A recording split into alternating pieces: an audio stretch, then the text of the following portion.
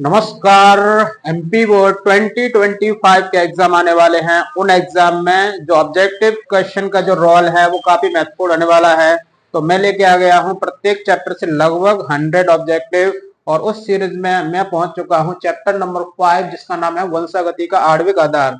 है ना, बायोलॉजी का क्या है जो चैप्टर नंबर 5 है जिसका नाम है वंशागति का आणविक आधार, उसका ऑब्जेक्टिव नंबर फर्स्ट से स्टार्ट करते हैं। सबसे पहला जो ऑब्जेक्टिव है, आइए स्टार्ट करते हैं। सबसे पहला जो ऑब्जेक्टिव है वह है अधिकतर जीवों में आनुवंशिक पदार्थ कौन होता है? या होता है डीएनए। डीएनए का फुल फॉर्म है डीऑक्सी राइबो न्यूक्लिक एसिड, और यह एक आनुवंशिक पदार्थ की तरह कार्य करता है। देखिए, आनुवंशिक पदार्थ क्या होते हैं? जो सूचना को एक पीढ़ी से दूसरी पीढ़ी में ले आते हैं उन्हें आनुवंशिक पदार्थ कहते हैं। या दो प्रकार के होते हैं, जो डीएनए और आरएनए। तो ज्यादातर जीवों में आनुवंशिक पदार्थ कौन होता है? डीएनए, जिसका फुल फॉर्म क्या है? Deoxyribo nucleic acid. अगली तरफ बढ़ते हैं। कुछ विषाणुओं में आनुवंशिक पदार्थ क्या होता है? कुछ विषाणु में आनुवंशिक पदार्थ आरएनए होता है। आरएनए का फुल फॉर्म होता है राइबो न्यूक्लिक एसिड। यह कुछ वायरस में पाया जाता है, लेकिन अधिकतर जीवों में क्या है जो आनुवंशिक पदार्थ डीएनए होता है, लेकिन कुछ वायरस में यानी कुछ विषाणुओं में आनुवंशिक पदार्थ होता है आरएनए। और आनुवंशिक पदार्थ की डेफिनेशन में बता चुका हूं, ये सूचना को एक पीढ़ी से दूसरी पीढ़ी में ले आते हैं। तीसरा, जीवाणु। ये जीवाणु नहीं है, इसका ये जीवाणु भोजी है। जीवाणु भोजी 5x174। इसमें न्यूक्लियोटाइड कितने होते हैं? न्यूक्लियोटाइड होते हैं 5386, यानी 5386 न्यूक्लियोटाइड होते हैं। और ये जीवाणु नहीं है, ये जीवाणु भोजी है। उसका नाम है 5x174। उसमें न्यूक्लियोटाइड की जो संख्या होती है वह है 5386। न्यूक्लियोटाइड के बारे में मैं आगे बताऊंगा कि न्यूक्लियोटाइड क्या होते हैं। अगले देखें, जीवाणु भोजी।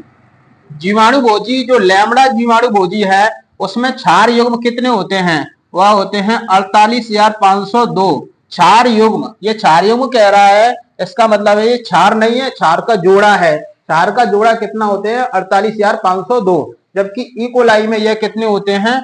4.6 इंटू 10⁶ इतने क्षार युग्म होते हैं। किसमें? इकोलाई। इकोलाई क्या होता है? एक जीवाणु होता है, इसमें क्षार युग्म होते हैं 4.6 इंटू 10⁶ क्षार युग्म।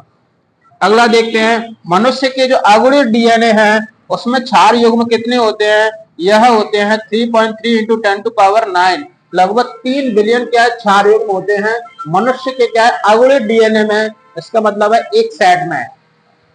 आगे देखते हैं, नाइट्रोजन क्षार। नाइट्रोजन क्षार बंध द्वारा पेंटो शर्करा से जुड़कर न्यूक्लियोसाइड बनाते हैं। पहले तो इसका मतलब देखिए, क्षार शर्करा से जुड़कर न्यूक्लियोसाइड बनाते हैं। बिल्कुल, क्षार होते हैं यानी नाइट्रोजन क्षार शर्करा से जुड़कर बनाते हैं न्यूक्लियोसाइड, लेकिन उनके बीच में बंध कौन सा होता है? बंध होता है एन ग्लाइकोसाइडिक बंध। N glycosidic. और यह बंध पाया जाता है नाइट्रोजन क्षार और शर्करा। और शर्करा का नाम क्या है? पेंटो शर्करा। जैसे क्या आरएनए है, डीएनए में इनमें शर्करा पाई जाती है, उनका नाम है राइबोज और डीऑक्सीराइबोज। आरएनए में राइबोज शर्करा पाई जाती है, जबकि डीएनए में डीऑक्सीराइबोज शर्करा पाई जाती है। तो शर्करा और नाइट्रोजन क्षार के बीच बंध होता है एन ग्लाइकोसाइडिक बंध। अगले देखें, फास्फेट समूह किस बंध द्वारा न्यूक्लियोटाइड के 5 कार्बन के हाइड्रोक्सिल समूह से क्या जुड़े रहते हैं? तो आगे मैं इसकी संरचना भी बताऊंगा, लेकिन फास्फेट समूह अभी बता देता हूं। फास्फेट समूह जुड़ा होता है किससे? हाइड्रोक्सिल समूह से। तो यह किसके द्वारा जुड़ा रहता है? एस्टर। इसको कह सकते हैं दूसरा नाम फॉस्फोएस्टर बंध या एस्टर बंध, क्योंकि क्या है फॉस्फोरस और हाइड्रोक्सिल समूह के बीच में क्या जुड़ा है, इसलिए इसको फॉस्फोएस्टर बंध कहते हैं। अगला देखें, दो न्यूक्लियोटाइड किस बंध द्वारा जुड़कर डाई न्यूक्लियोटाइड का निर्माण करते हैं? तो इनके बीच में बंध का नाम होगा फॉस्फोडाइएस्टर। फॉस्फोडाइएस्टर। ठीक है, आगे कंटिन्यू करते हैं। हमने दो न्यूक्लियोटाइड वाला देख लिया, चलिए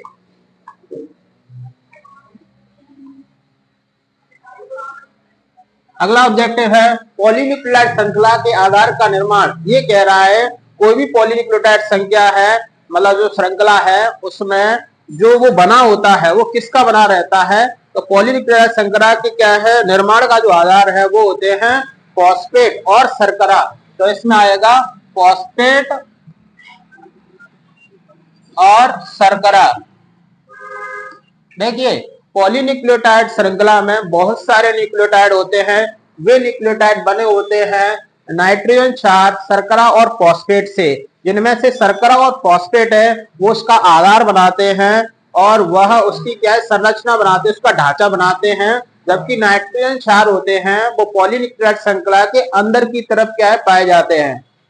आगे देखें, आरएनए में प्रत्येक न्यूक्लियोटाइड अवशेष के राइबोज की दो पोजीशन पर एक समूह होता है अतिरिक्त समूह, और वो समूह का नाम क्या है हाइड्रोक्सिल समूह यानी OH।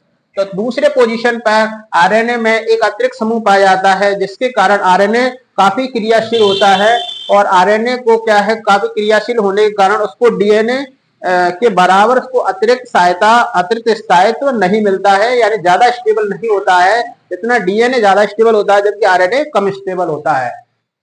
आगे देखें, आरएनए में किसकी जगह पर यूरेसिल होता है, तो आरएनए में थायमिन की जगह पर यूरेसिल पाया जाता है। इसका मतलब है थायमिन पाया जाता है डीएनए में जबकि यूरेसिल पाया जाता है आरएनए में।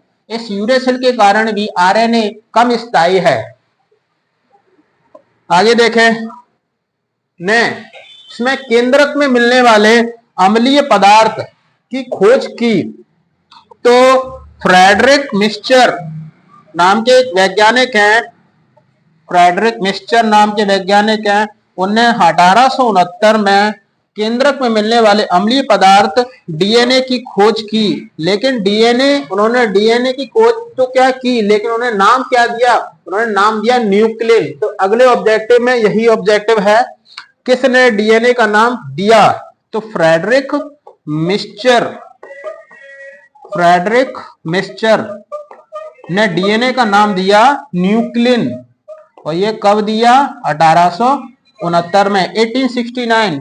इसमें क्या हुआ था, और एक और घटना, गांधी जी की संरचना यानी उसका क्या जो बनावट है उसको प्रस्तुत किया, और किसके आधार पर इनके एक रफ चित्र बनाया था डीएनए का, जिसको कहते हैं डीएनए का एक्सरे विवर्तन, है ना।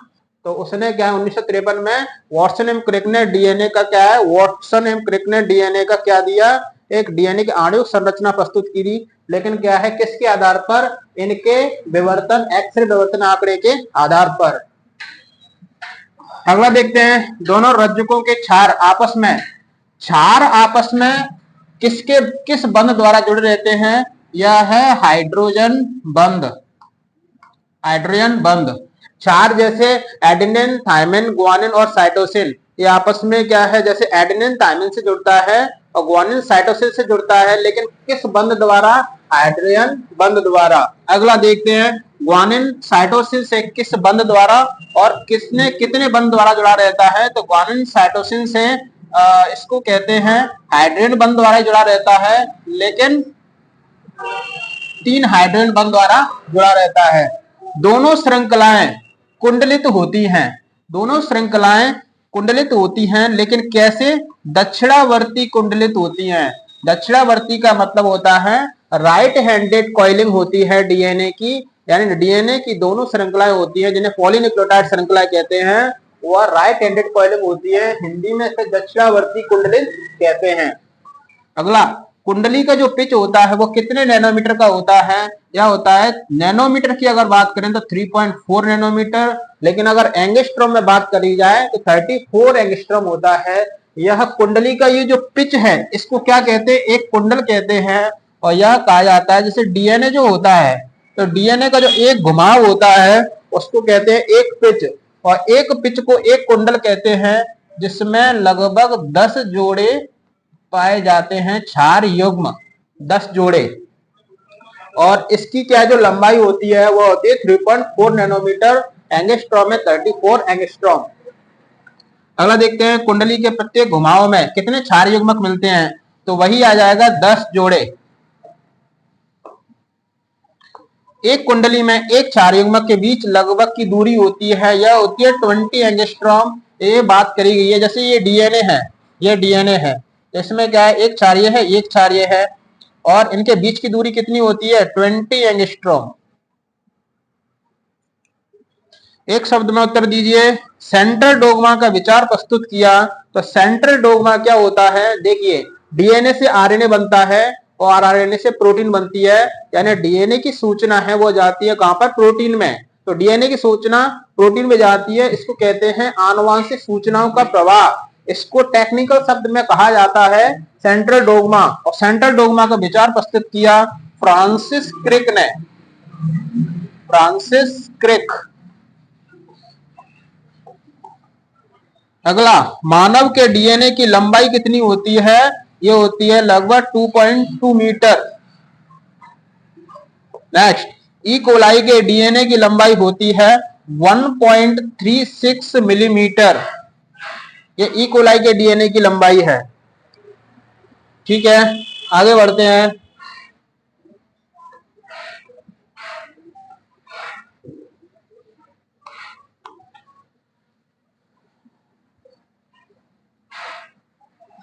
देखिए, डीएनए आवेशित, डीएनए आवेशित कैसा होता है, डीएनए ऋणात्मक यानी ऋण आवेशित होता है।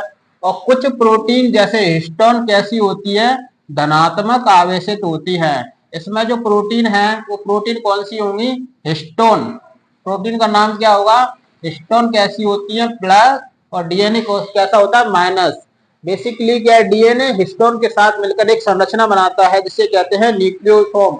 और वही न्यूक्लियोसोम है वो डीएनए को पैक करता है कहां पर, केंद्रक में। अगला देखिए, डीएनए के साथ धनात्मक आवेशित तथा क्षारीय प्रोटीन होती है, इसे क्या कहते हैं, इसे कहते हैं हिस्टोन प्रोटीन। हिस्टोन प्रोटीन होती है क्षारीय और धनात्मक आवेशित। क्षारीय प्रोटीन इसलिए होती है क्योंकि उसमें क्षारीय अमीनो अम्ल आर्जिनिन और लाइसिन पाए जाते हैं। आर्जिनिन और लाइसिन, ये क्षारीय अमीनो अम्ल हैं, वो पाए जाते हैं हिस्टोन प्रोटीन में। हिस्टोन प्रोटीन धनात्मक पाई जाती है। अगला प्रश्न, हिस्टोन व्यवस्थित होकर 8 हिस्टोन अणुओं की एक इकाई बनाते हैं जिसे कहा जाता है हिस्टोन अष्टक। हिस्टोन ऑक्टामर भी कह सकते हैं, हिस्टोन अष्टक। हिस्टोन में 5 तरह की हिस्टोन रहती है, जिसमें 4 हिस्टोन होती है, वह 2-2 अणुओं के साथ में मिलकर 8 हिस्टोन बनाते हैं। और ये 8 हिस्टोन मिलकर क्या कहलाते हैं, हिस्टोन अष्टक। अगला प्रश्न, हिस्टोन में अमीनो अम्ल मिलते हैं कौन से, आर्जिनिन और लाइसिन। आर्जिनिन और लाइसिन अमीनो अम्ल कहा जाता है इनको। और ये अमीनो अम्ल कैसे होते हैं, क्षारीय होते हैं। और इन क्षारीय अमीनो अम्लों के कारण हिस्टोन है वो कैसी पाई जाती है, क्षारीय पाई जाती है और धनात्मक पाई जाती है।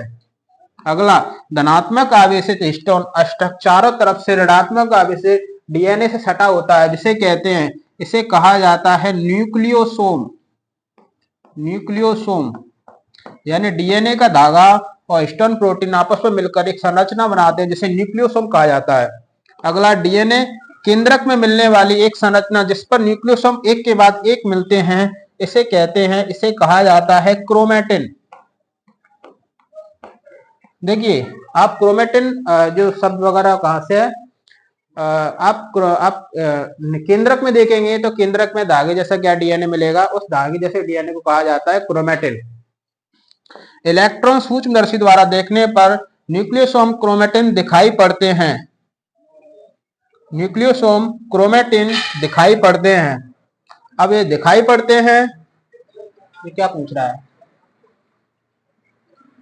एक मिनट।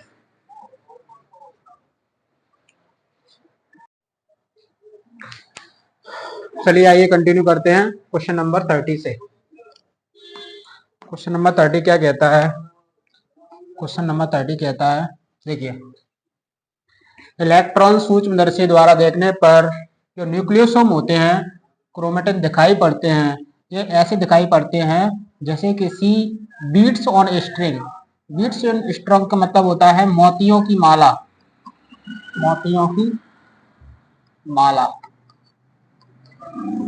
या इसको दूसरा नाम कह सकते हैं बीट्स ऑन स्ट्रिंग। देखिए क्रोमेटिन जो होते हैं वो डीएनए के धागे होते हैं। इन धागों पर जो न्यूक्लियोसोम क्या है पड़े रहते हैं। जो डीएनए के साथ में जो हिस्टोन प्रोटीन है वो साथ में जुड़े होते हैं, उसे न्यूक्लियोसोम कहते हैं। तो न्यूक्लियोसोम का क्या है, ऐसे बहुत सारे क्या जो धागे वगैरह है, तो धागों में क्या न्यूक्लियोसोम पिरोए होते हैं। तो न्यूक्लियोसोम मोती की तरह दिखते हैं, बाकी क्या जो डीएनए वो धागे की तरह दिखता है, इसलिए मोतियों की माला जैसी दिखती है। कहाँ पर, केंद्रक में। अगला देखिए, उच्च स्तर पर क्रोमेटिन के पैकेजिंग हेतु अतिरिक्त प्रोटीन की आवश्यकता होती है। इस प्रोटीन का नाम क्या है, NHC। इसे कहा जाता है नॉन स्टोन क्रोमेटिन या गैर स्टोन क्रोमेटिन प्रोटीन की आवश्यकता पड़ती है उच्च स्तर पर क्रोमेटिन की आवश्यकता हो तो। अगला, एक प्रारूपी केंद्रक में कुछ जगहों पर क्रोमेटिन ढीले ढाले बंधे होते हैं। इन्हें कहा जाता है यूक्रोमेटिन। इन्हें कहा जाता है यूक्रोमेटिन। देखिए केंद्रक में कुछ जगहों पर जो क्रोमेटिन होते हैं, क्रोमेटिन समझ गए ना, क्रोमेटिन होती है डीएनए के धागे। तो केंद्रक में क्रोमेटिन कुछ जगहों पर तो क्या है, लाइट यानी ढीले ढाले बंधे होते हैं, तथा कुछ जगहों पर गहरे होते हैं और टाइटली से बंधे रहते हैं। जो लाइट होते हैं यानी जो ढीले होते हैं उन्हें यूक्रोमेटिन कहते हैं, तथा जो जिसे कहते हैं जो टाइट रूप से बंधे रहते हैं उनको कहते हैं हेट्रोक्रोमेटिन। अगला देखें, क्रोमेटिन जो काफी अच्छे ढंग से बंधे होते हैं, गाढ़े रंग के होते हैं, उन्हें कहा जाता है हेटेरोक्रोमेटिन। इन्हें कहा जाता है हेटेरोक्रोमेटिन। इन्हीं की बात मैं अभी कर रहा था। केंद्रक में कई जगह पर जो क्रोमेटिन है वो काफी अच्छे से बंधे रहते हैं, गाढ़े दिखाई देते हैं, गहरे दिखाई देते हैं। इन क्रोमेटिन को हेटेरोक्रोमेटिन कहते हैं, जो कि आनुवांशिक रूप से निष्क्रिय कहे जाते हैं, तथा जो यूक्रोमेटिन है वो आनुवांशिक रूप से सक्रिय कहे जाते हैं। यानी इनसे डीएनए से आरएनए बन सकता है, इनसे डीएनए से आरएनए में बनने में थोड़ी मुश्किल होती है। अगला देखिए, आनुवांशिक वंशागति के आणविक आधार की खोज कब हुई। आणविक आधार यानी डीएनए के अणु की जो व्यवस्था है वो कैसे कब पता चली, तो इसकी जो खोज हुई वह कब हुई, 1953 में। और ये खोज किसने करी, यह खोज करी थी वाटसन एवं क्रिक ने। वाटसन एवं क्रिक ने, ठीक है। अगला क्वेश्चन देखते हैं, 1933 से 44 के पहले ऐसे समझा जाता था कि आनुवांशिक पदार्थ है वो कौन है, आनुवांशिक पदार्थ प्रोटीन है। यानी 1933 से 44 से पहले ये समझा जाता था कि आनुवांशिक पदार्थ डीएनए नहीं है, आनुवांशिक पदार्थ प्रोटीन है। उसके बाद बहुत सारी खोज हुई, अंत में ये निकल के आया, हार्शे और चेज ने प्रयोग करके दिखा दिया कि डीएनए ही स्पष्ट रूप से आनुवांशिक पदार्थ है। आगे इसकी बात चर्चा होगी। अगला देखिए, डीएनए आनुवांशिक पदार्थ है, इसके बारे में स्पष्ट रूप से जो प्रमाण 1952 में किसके प्रयोग से प्राप्त हुआ, यह प्रयोग हुआ अल्फ्रेड हर्शे। अल्फ्रेड हर्शे एवं मार्था चेज, इसका पूरा नाम लिख सकते हैं, इसका नाम है अल्फ्रेड हर्शे, इसका नाम मार्था चेज। इन्होंने स्पष्ट रूप से बता दिया कि डीएनए ही आनुवांशिक पदार्थ है, और यह प्रयोग कब हुआ, 1952 में। इसमें डीएनए और प्रोटीन को लेकर अलग अलग जीवाणु में जो बैक्टीरियोफेज होता है उसको प्रवेश करा के दिखा दिया, उसका आनुवांशिक पदार्थ प्रवेश करके दिखा दिया कि डीएनए नहीं, डीएनए ही आनुवांशिक पदार्थ है, प्रोटीन नहीं। अगला देखें, 37 वाला क्वेश्चन है, 37 वाला प्रश्न है। देखिए 37 वाला प्रश्न है, विषाणु से प्रोटीन या डीएनए निकलकर जीवाणु में यानी ई कोलाई में प्रवेश करता है, यह पता कब चला। यह पता अल्फ्रेड हर्शे या मार्था चेज के प्रयोग से पता चला। इसमें यह प्रयोग हुआ था 1952 में। 1952 में अल्फ्रेड हर्शे और मार्था चेज ने यह करके स्पष्ट रूप से बता दिया कि डीएनए ही आनुवांशिक पदार्थ है। उन्होंने विषाणु यानी बैक्टीरियोफेज एक विषाणु लिया, और उन्होंने क्या एक जीवाणु जो ई कोलाई जीवाणु है उसमें क्या है, उसमें प्रवेश करके दिखा दिया कि डीएनए ही आनुवांशिक पदार्थ है। अगला देखिए, ये कह रहे हैं आरएनए अस्थिर है, आसानी से विखंडित हो जाता है, क्यों। उसकी क्या दो वजह हैं। एक तो आरएनए जो है उस पर क्या OH ग्रुप है, OH ग्रुप आसानी से क्रिया कर लेता है, इसलिए यह अस्थायी है। इसके अलावा इस पर क्या यूरेसिल है, आरएनए में यूरेसिल पाया जाता है, डीएनए में थायमिन पाया जाता है, इसलिए आरएनए में यूरेसिल होने के कारण वह अस्थायी है, तथा जो OH समूह है वो तीव्र गति से क्रिया करता है, इसलिए यह अस्थायी है। आगे देखिए, वास्तव में डीएनए में अधिक स्थायित्व मिलता है। डीएनए स्थायी है, क्यों? क्योंकि डीएनए में यूरेसिल की जगह में पाया जाता है थायमिन। इसके अलावा इसमें OH की जगह पे इसमें OH नहीं मिलता है, H मिलता है, यानी ऑक्सीजन जो है, ऑक्सीजन नहीं मिलता है, जो आसानी से क्रिया नहीं करता है। अगला देखिए, प्रोटीन संश्लेषण की सारी व्यवस्था किससे विकसित हुई है? यह विकसित हुई है आरएनए से। ये क्या कहना चाह रहा है? ये कह रहा है कि प्रोटीन निर्माण की जो व्यवस्था है, यानी प्रोटीन निर्माण का जो खेल है, वह किससे विकसित हुआ है? वह हुआ है आरएनए से। देखिए, डीएनए से आरएनए बनता है, तो आरएनए से प्रोटीन बनता है, और इस व्यवस्था को क्या कहते हैं? Central dogma. तो आरएनए है वही प्रोटीन बनाता है। देखिए, डीएनए का अर्ध संरक्षित प्रतिकृति होती है। इसके बारे में सर्वप्रथम जानकारी किस जीवाणु से प्राप्त हुआ है? ये जीवाणु का नाम है ई कोलाई। ई कोलाई, ठीक है। अगला देखिए, मिशेल्सन व स्टाल ने 1958 में प्रयोग किया, और किसका प्रयोग किया? कि डीएनए की जो प्रतिकृति होती है वह होती है अर्ध संरक्षी। इस अर्ध संरक्षी का अर्थ है डीएनए का एक स्ट्रैंड सही बनता है और एक स्ट्रैंड टुकड़ों में बनता है, इसे कहा जाता है अर्ध संरक्षी प्रक्रिया। अगला, टेलेट जो वैज्ञानिक है, उसके सहयोगी ने 1958 में भी एक प्रयोग किया और करके क्या दिखा दिया कि डीएनए की प्रतिकृति होती है अर्ध संरक्षी। तो इन्होंने एक पौधे पर प्रयोग किया, विसिया फावा। अगला, डीएनए पॉलीमरेज उत्प्रेरित करता है। डीएनए पॉलीमरेज क्या उत्प्रेरित करता है? वह कहता है कि मैं डीएनए से डीएनए बना सकता हूं, यानी डीएनए की प्रतिकृति करवा सकता हूं। और डीएनए प्रतिकृति के लिए जिस एंजाइम की आवश्यकता होती है उसे कहा जाता है डीएनए पॉलीमरेज। अगला देखिए, बहुलीकरण की औसत दर लगभग है। ये बहुलीकरण क्या है? बहुलीकरण का मतलब है जब डीएनए से जब डीएनए बनेगा तो तेज गति से क्या उसमें जो नाइट्रोजन क्षार है या न्यूक्लियोटाइड है वो तेज गति से जुड़ेंगे, इसे बहुलीकरण कहते हैं। ये बहुलीकरण की दर कितनी है? वह है 2000 क्षार युग्म प्रति सेकंड। 2000 क्षार युग्म प्रति सेकंड। चलिए आगे बढ़ते हैं। देखिए,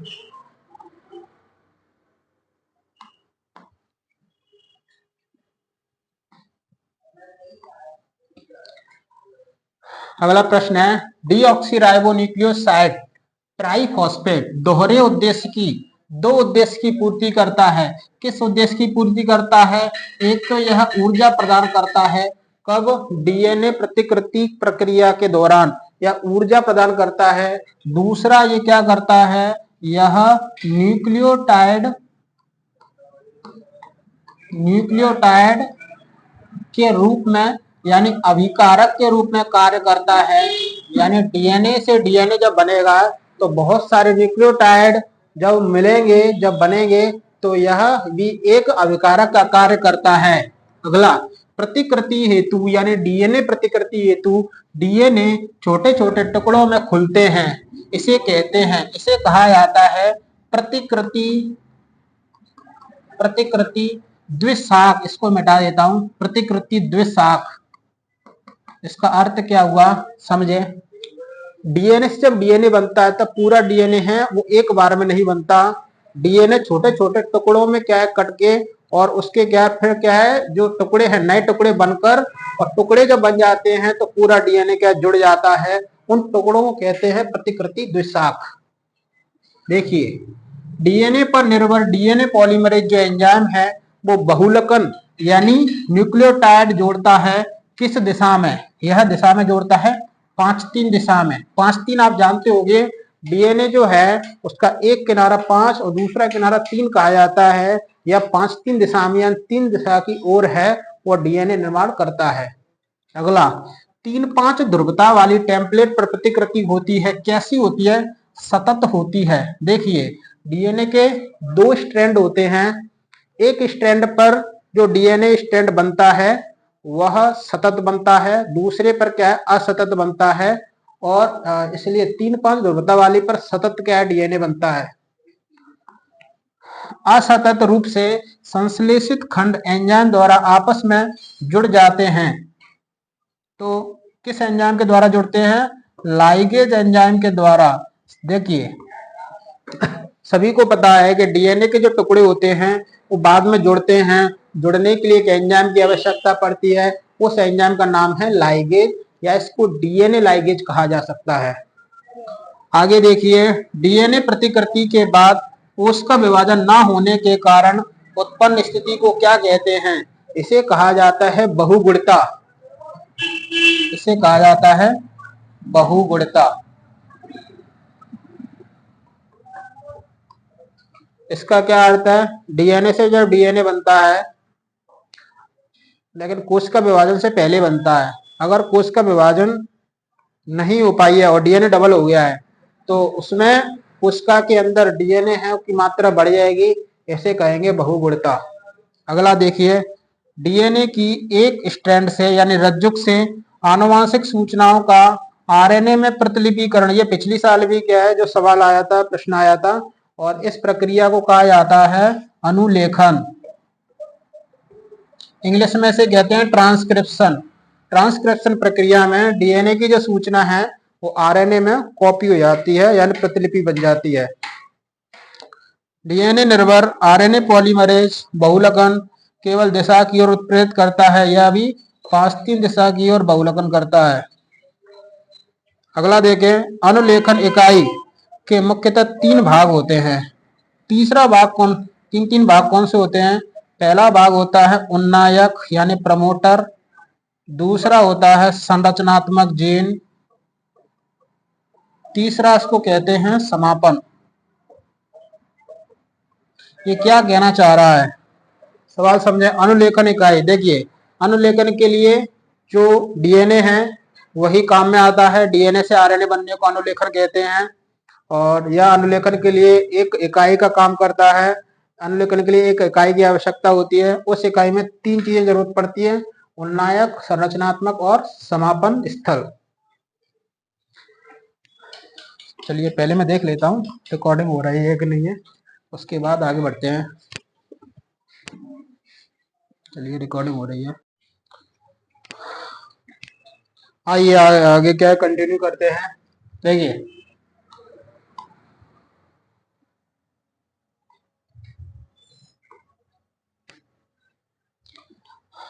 अगला प्रश्न है, रज्जुक यानी स्ट्रैंड जिसमें ध्रुवत्व 3-5 दिशा की ओर है, वह कार्य करता है।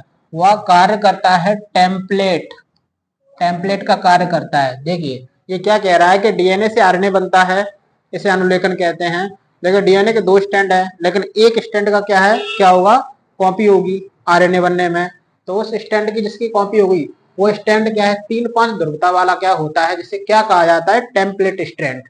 देखिए डीएनए का वह खंड जो पॉलीपेप्टाइड का कूट लेखन करता है, तो पॉलीपेप्टाइड बनाता है, उस क्या है टुकड़े को कहते हैं जीन। डीएनए के खंड तो वैसे भी जीन कहलाता है। अगला, वे अनुक्रम जो संसाधित आरएनए में मिलते हैं कहलाती है। वे अनुक्रम, संसाधित आरएनए का मतलब होता है परिपक्व आरएनए में। तो क्या होता है, देखिए डीएनए से जब आरएनए बनता है तो आरएनए क्या है, उसके बीच में एक एचएनआरएनए बनता है, और एचएनआरएनए क्या है, परिपक्व आरएनए नहीं होता। परिपक्व आरएनए होता है एमआरएनए, और एमआरएनए में क्या होता है, कुछ भाग पाए जाते हैं, इन्हें कहा जाता है एक्सॉन और इंट्रॉन। ये इंट्रॉन वाले जो भाग है एचएनआरएनए में पाए जाते हैं, लेकिन अगर एमआरएनए बनाना है तो उसमें एक्सॉन पाए जाएंगे और इंट्रॉन नहीं पाए जाएंगे। तो अपन वो कह रहे हैं वे अनुक्रम जो संसाधित आरएनए मिलते हैं यानी एमआरएनए में मिलते हैं वो एक्सॉन है। ठीक है, अगला देखिए, वह प्रक्रिया जिसमें अव्यक्तित, ये अव्यक्तित है, यही इंट्रॉन है,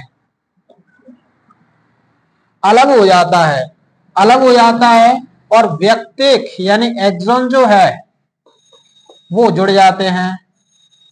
देखिए मैं फिर से क्या बता दूं, डीएनए से जो है जब एमआरएनए बनता है तो बीच में बनता है एक एचएनआरएनए, और तब बनता है mRNA। HNRNA में खास बात होती है कि उसमें पाया जाता है इंट्रॉन, लेकिन इनको हटाना पड़ता है। एक हटाने की प्रक्रिया को कहा जाता है स्प्लाइसिंग। क्या कहा जाता है? स्प्लाइसिंग। अगला देखिए, कुछ अमीनो अम्ल का कूट लेखन एक से अधिक प्रकूटों यानी कोडन द्वारा होता है। इस कारण से इन्हें कहते हैं, इन्हें कहा जाता है अपहिरासित कूट। मतलब ये क्या मतलब है? एक अमीनो अम्लों के बहुत सारे कोडन होते हैं और उन कोडन को कहते हैं अपहिरासित कोडन यानी कूट। अगला देखिए, एयूजी जो कोडन है वो दोहरा कार्य करता है, डबल कार्य करता है। कौन सा कार्य करता है? एक तो प्रोटीन संश्लेषण के प्रक्रिया को प्रारंभ करता है, दूसरा क्या है? मिथ्योनिन अमीनो अम्ल जो है उसको कोड करता है यानी मिथ्योनिन अमीनो अम्ल को बनाता है। अगला देखिए, एक अनुकूलतम अणु टीआरएनए की बात चल रही है, जो एक तरफ से कूट को पढ़ता है, दूसरी तरफ से विशिष्ट अमीनो अम्लों को जोड़ता है, तो ये टीआरएनए ही कर सकता है। चलिए आगे।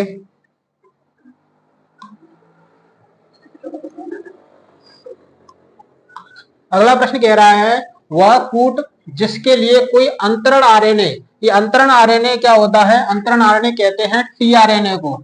तो जिसके लिए कोई टीआरएनए नहीं होता है, देखिए क्या होता है कि प्रोटीन संश्लेषण की क्या है जो क्रिया है उसमें टीआरएनए है वो अमीनो अम्लों को लाता है, लेकिन क्या है कुछ अमीनो अम्ल होते हैं जो क्या है कुछ क्या टीआरएनए होते हैं और वो किसी अमीनो अम्ल को जोड़ते नहीं है, किसी कोडन को, है ना। तो ये टीआरएनए जो है वो नहीं होते हैं। फिर से पढ़ते हैं, कूट जिसके लिए कोई टीआरएनए नहीं होता है उन कूट को यानी कोडन को कहते हैं समापन कूट या समापन कोडन। और समापन कोडन में कौन कौन है? यूएए, यूएजी और यूजीए, ये तीनों कोडन है, समापन कोडन है। आगे, पेप्टाइड बंध के निर्माण में उत्प्रेरक का कार्य कौन करता है? उत्प्रेरक का कार्य करता है 23S आरआरएनए। ठीक है। अगली प्रक्रिया है, इसमें अमीनो अम्लों के बहुलकन से पॉलीपेप्टाइड का निर्माण होता है। अमीनो अम्लों के बहुलकन से यानी जुड़ने से क्या है? पॉलीपेप्टाइड यानी प्रोटीन बन जाती है। इसको कहते हैं प्रोटीन संश्लेषण। प्रोटीन संश्लेषण, प्रोटीन संश्लेषण का दूसरा नाम है अनुवाद, तीसरा नाम है ट्रांसलेशन। क्या है? ट्रांसलेशन। अगला देखिए, वह एंजाइम जो लैक्टोज का जल अपघटन करके गैलेक्टोज और ग्लूकोज में तोड़ देता है, इस एंजाइम का नाम है बीटा गैलेक्टोसाइडेज। Beta galactosidase. ये एंजाइम किसको तोड़ता है? लैक्टोज को तोड़ता है गैलेक्टोज और ग्लूकोज में। अगला देखें, लैक प्रचालक यानी लैक ओपेरॉन बना होता है, किससे बना होता है? दो चीजों से। एक तो क्या है, इस पे आई जीन है और दूसरा क्या है? जीन है ZYA।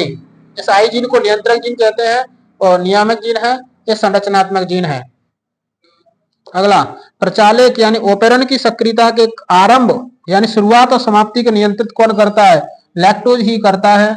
लैक्टोज पूरे ऑपेरॉन को क्या कर सकता है? स्विच ऑन और स्विच ऑफ कर सकता है, यानी चालू भी कर सकता है और बंद भी कर सकता है। इसलिए वो कह रहा है आरंभ भी कर सकता है, समाप्त भी कर सकता है।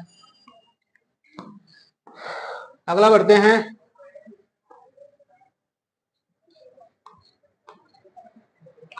एंजाइम की क्रिया द्वारा, कौन से एंजाइम की क्रिया द्वारा जो लैक्टोज है वो कोशिका के अंदर प्रवेश कर देता है, तो इसका क्या नाम है? परमिएज।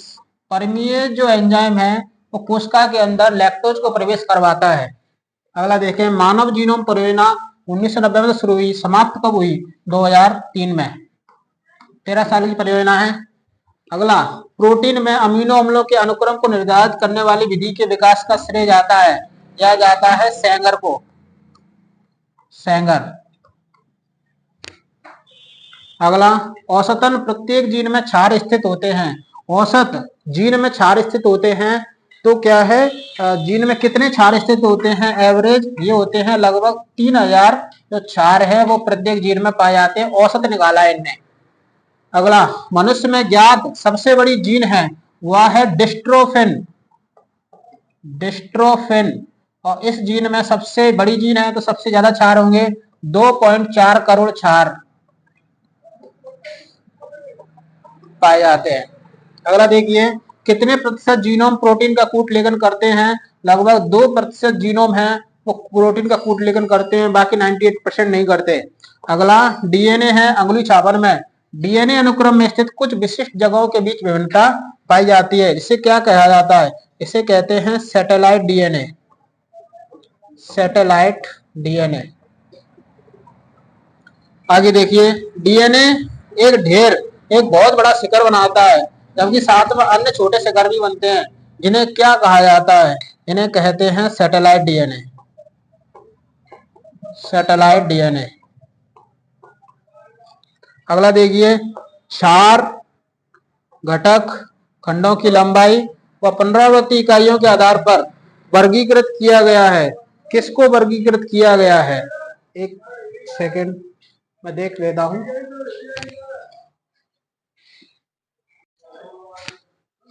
चलिए अगले प्रश्न से शुरुआत करते हैं। प्रश्न है 74। डीएनए अंगुली छापन विधि में डीएनए अनुक्रम में स्थित कुछ विशिष्ट जगहों के बीच विभिन्नता का पता लगाते हैं। इसको क्या कहते हैं? विशिष्ट जगह जो होती हैं, उन विशिष्ट जगहों को क्या कहते हैं? इन्हें कहा जाता है repetitive DNA. Repetitive DNA Hindi में कहा जाता है पुनरावृत्त डीएनए। इन्हीं पुनरावृत्त डीएनए के आधार पर डीएनए फिंगरप्रिंटिंग में दो व्यक्तियों के बारे में क्या पता लगाते हैं। अगला प्रश्न देखिए, डीएनए जो ढेर एक बहुत बड़ा शिखर बनाता है, जबकि 7 अन्य छोटे शिखर बनते हैं। इन छोटे शिखर को कहा जाता है सैटेलाइट डीएनए। Satellite DNA. इसका अर्थ क्या हुआ? डीएनए जो है वो अधिकतर जो है वो प्रोटीन नहीं बनाता है, लेकिन कुछ जो है वो प्रोटीन बनाता है ना। तो कुछ जो छोटे शिखर होते हैं, एक बड़ा शिखर होता है, एक डीएनए का बड़ा भाग होता है, छोटा भाग होता है। तो बड़े भाग को क्या कहा जाता है? बल्क डीएनए यानी शिखर डीएनए। छोटे भाग को कहते हैं सैटेलाइट डीएनए। अगला प्रश्न देखिए, क्षार घटक खंडों की लंबाई और पुनरावृत्त इकाइयों के आधार पर वर्गीकृत किया गया है। वर्गीकृत किया गया है किसको? माइक्रो सैटेलाइट और मिनी सैटेलाइट। माइक्रो सैटेलाइट और मिनी सैटेलाइट। अगला देखिए, डीएनए अंगुली छापन विधि को विकसित किया था। किसने विकसित किया था? एलेक्स जाफरी ने। एलेक्स जाफरी ये कई बार आता है ऑब्जेक्टिव में। देखिए, मानव जीनोम में क्षार युग्म मिलते हैं। कितने मिलते हैं? 6.6 × 10⁹ कितने प्रतिशत से अधिक जीन के कार्य के बारे में जानकारी प्राप्त है? कितने प्रतिशत जीन के बारे में जानकारी प्राप्त है? देखिए, प्रतिशत में पूछा है। एक सेकंड,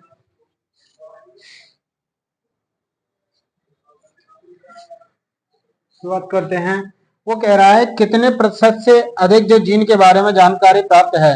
देखो, जो भी क्या है जीन खोजे गए हैं, उनके 50% क्या है जो जीन है उनके बारे में जानकारी प्राप्त है। अगला, गुणसूत्र में सर्वाधिक जीन पाए जाते हैं। कौन से गुणसूत्र है? देखो, मानव में 40 गुणसूत्र पाए जाते हैं। उनमें पहला जो गुणसूत्र है उसमें जो जीन है वो 2968 है और सबसे ज्यादा है। और जो वाई गुणसूत्र है उस पर जीन 231 है, सबसे कम है। अगला देखिए,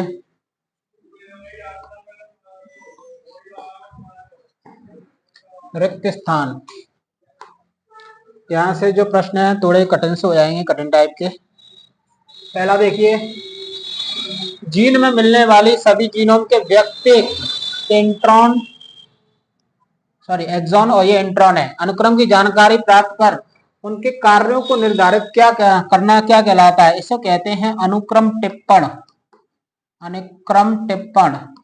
ये किसमें बात चल रही है? इसे मानव जीनोम परियोजना में क्या है, ये दो विधियां हैं। एक अनुक्रम टिप्पण है और दूसरा होता है जो व्यक्तिक जो है। दूसरा, मानव जीनोम परियोजना को किस किस का सहयोग प्राप्त था? तो दो विभाग उनको क्या है, उनका क्या सहयोग प्राप्त था? एक तो अमेरिकन ऊर्जा विभाग, अमेरिकन ऊर्जा विभाग, और दूसरा है राष्ट्रीय स्वास्थ्य संगठन। स्वास्थ्य संगठन, इनको दोनों का सहयोग प्राप्त है। इसके अलावा क्या है, चीन, जापान, फ्रांस, जो चाइना वगैरह जो देश हैं, उनका भी क्या है, सहयोग प्राप्त है। इसके अलावा सभी जीन के आरएनए के रूप में व्यक्त होते हैं, उसके बारे में ध्यान देना क्या कहलाता है? इसको कहते हैं सीक्वेंस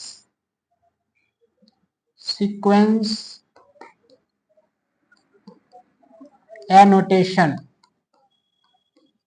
सीक्वेंस एनोटेशन। मानव जीनोम परियोजना में ही चल रहा है, थोड़े कठिन क्वेश्चन है।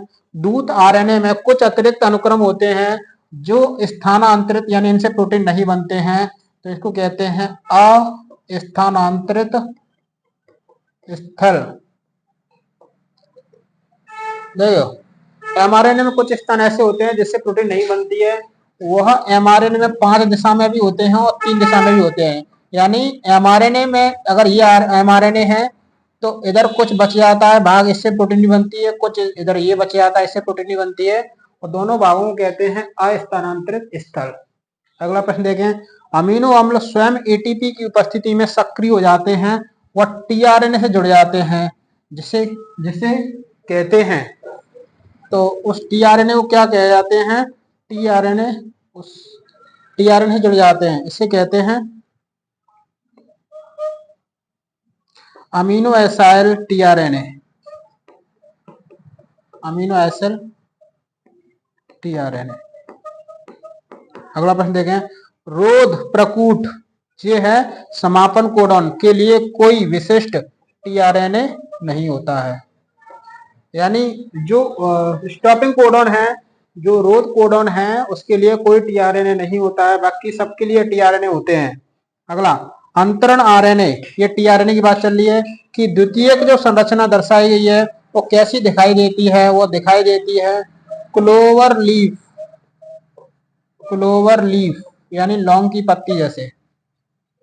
आगे बढ़ते हैं।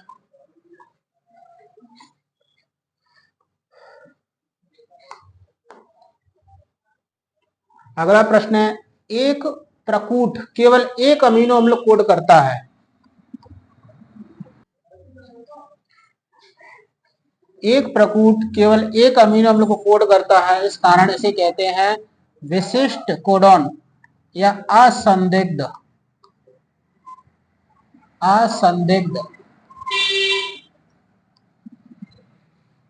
अगला, जो कूट यानी कोडॉन सार्वभौमिक होते हैं, यानी सभी जीवों में एक सा कार्य करते हैं, इसका अपवाद है प्रोटोजोआ और माइटोकॉन्ड्रिया। अगला, मेथियोनिन का कूट लेखन कौन करता है? मेथियोनिन को कूट लेखन करता है AUG। अगला प्रश्न, पर एंटीकोडन किस पर पाए जाते हैं? टीआरएनए पर एंटीकोडन पाए जाते हैं प्रोटीन संश्लेषण की क्रिया में। अगला प्रश्न देखें, ने समबहुलक व सहबहुलक का विकास किसने किया? ये किया हरगोविंद खुराना ने। हरगोविंद खुराना ने समबहुलक व सहबहुलक का विकास किया, जैसे AU, AG, इस तरह से क्या है, ये सहबहुलक और समबहुलक होते हैं। इनका विकास किया हरगोविंद खुराना ने। अगला, प्रोटीन संश्लेषण क्रिया में मार्शल और निरनवर्ती कोशिका का अर्थ निकालने में काफी सहयोगी रही। ये थोड़ा गलत हो गया है। अगला प्रश्न देखा, आरएनए पॉलीमरेज जो सेकंड है उसका निर्माण कौन करता है? इसका निर्माण करता है आरएनए पॉलीमरेज सेकंड किसका निर्माण करता है? यह निर्माण करता है एमआरएनए का और एचएनआरएनए का। दूसरा, टीआरएनए एसएनआरएनए का निर्माण करता है आरएनए पॉलीमरेज थर्ड। अधिकतर सकेंद्र यानी यूकैरियोट में जीन होते हैं, कैसे होते हैं? मोनोसिस्ट्रोनिक जीन होते हैं, और जो प्रोकैरियोट होते हैं उनमें पॉलीसिस्ट्रोनिक जीन होते हैं। चलिए आइए शुरुआत करते हैं। प्रश्न है, अधिकतर जो सबकेंद्री को कहते हैं यूकैरियोट। तो यूकैरियोट में जो जीन होते हैं वो होते हैं मोनोसिस्ट्रोनिक।